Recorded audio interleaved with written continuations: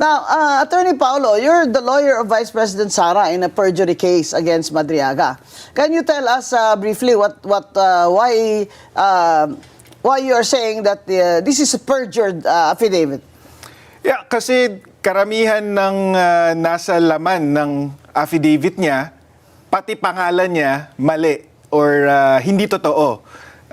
Sabi niya kasi dito na nagtatrabaho siya for VP Sara, simula pa lang nung mayor siya ng Davao City, hanggang sa naging kasama daw siya sa PSG at sa VP SPG na nagproprotekta dati noon kay PRRD, pati kay VP Sara.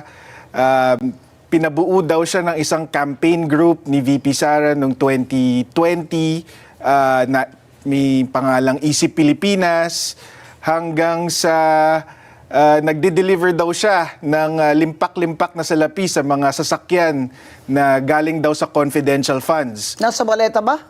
Nasa sasakyan daw po. Wala po sa maleta. Ibang style. Pero itong si Madriaga, did he ever work in any way, directly or indirectly, with Vice President Sara in Davao? Hindi po.